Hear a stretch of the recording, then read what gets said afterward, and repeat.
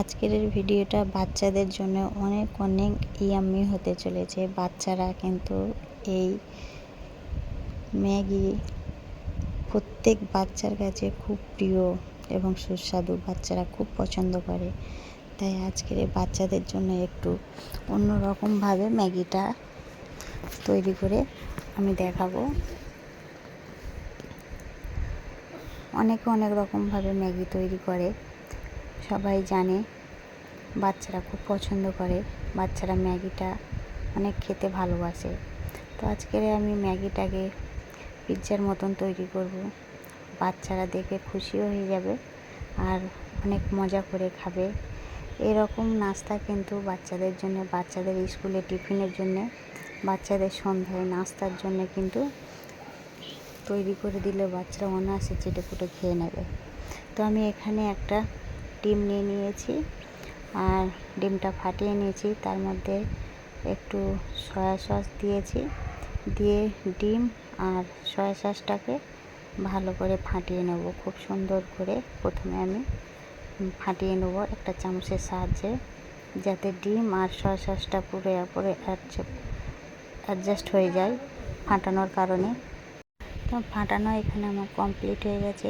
এরপরে আগে থেকে আমি ম্যাগিটাকে সিদ্ধ করে রেখেছি। তো এই ম্যাগিটাকে আমি আবার ডিম ফাটানোর সাথে চামচের সাহায্যে খুব সুন্দর করে মিক্সড করে নেব। আর এখন দিয়ে দিচ্ছি ম্যাগির যে মশলাটা থাকে একটা, সেই মশলাটা আমি ম্যাগির মধ্যে ঢেলে দিয়েছি, দিয়ে এখন চামচের সাহায্যে ভালো করে ফাটিয়ে নেব। খুব সুন্দর নাড়াচাড়া করে মিক্সড করে নেব। একটা ডিম একটা ম্যাগি দিয়ে কিন্তু বাচ্চার টিফিনটা তৈরি করে দিলে বাচ্চা কিন্তু অনায়াসে পেট ভরে খেয়ে নিতে পারে। অনেক মজা করে খাবারটা খেতে পারে। অনেক বাচ্চারাই ম্যাগির রেসিপি দেখলে কিন্তু ওরা অনেক আনন্দ পায়। ম্যাগি, চাউমিন এগুলো বাচ্চারা খুবই পছন্দ করে। তো এখন আমি কথা না বাড়িয়ে চলে যাব মূল পর্বে। আমি এখন কিচেনে চলে আসবো। একটা প্যান বসিয়েছি গ্যাসের মধ্যে। তো আমি প্যানের মধ্যে তেল দিয়ে দিয়েছি, তেলটা গরম করে নিয়েছি। এখন সেই ম্যাগিটা ঢেলে দেব, দিয়ে একটা চামচের সাহায্যে ম্যাগিটাকে গোল আকারে শেপ করে নেব, একটু পাতলা পাতলা করে, যাতে তাড়াতাড়ি হয়ে যায়। তো আমি সুন্দর করে গোল আকারে শেপ করে নিচ্ছি।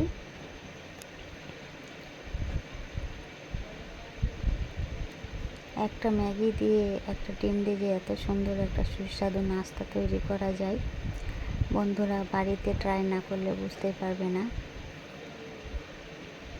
খুব সহজে, খুব কম সময়ের মধ্যে, অল্প খরচে কিন্তু বাচ্চাদের জন্য এত সুস্বাদু একটা নাস্তা তৈরি করে দেওয়া যায়। তো আমি এখন একটা ঢাকা দিয়ে দিয়েছি।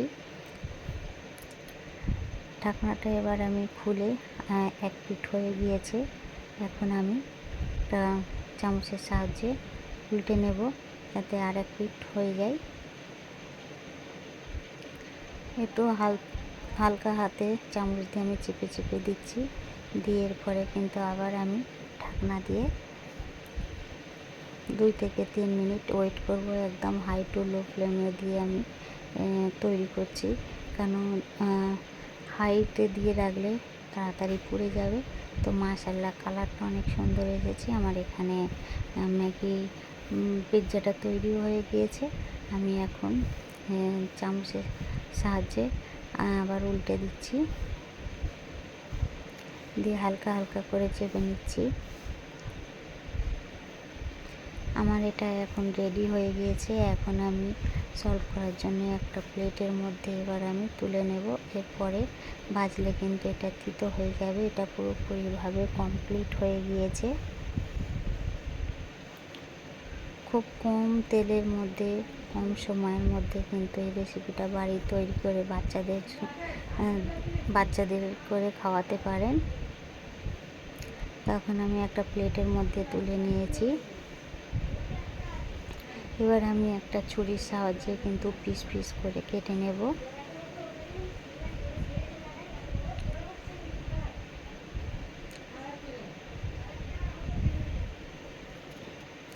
একটা ছুরির সাহায্যে কিন্তু আমি এটাকে পিস পিস করে কেটে নিয়েছি ভালো করে, যাতে বাচ্চা খেতে সুবিধা হয়। এরকম বড় থাকলে ওরা কেটে খেতে পারবে না, ওই জন্য ছোটো ছোটো করে পিস করে দিয়েছি, যাতে চামচে করে কেটে কেটে খেতে বাচ্চার সুবিধা হয়। তো আমার কাইয়ুম এই রেসিপিটা অনেক পছন্দ করে, অনেক মজা পায় এই ম্যাগির রেসিপি এরকমভাবে তৈরি করে দিলে। এখন হচ্ছে কিনা উপর থেকে টমেটোর সস আমি ভালো করে দিয়ে দেব। টমেটোর সসটা আমার বাচ্চা অনেক অনেক পছন্দ করে, টমেটোর সস দেখলে অনেক খুশি হয়। ও টমেটোর সসটা মিষ্টি মিষ্টি লাগে, ও দেখলেই খেতে চাইবে।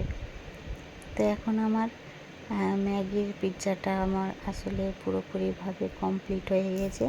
তো আমার আজকের এই ম্যাগির রেসিপিটা কেমন লেগেছে অবশ্যই কমেন্টে জানাবে। আজকের এই পর্যন্ত। সবাই ভালো থাকবে, সুস্থ থাকবে। কথা হবে আবার অন্য কোনো ভিডিওতে।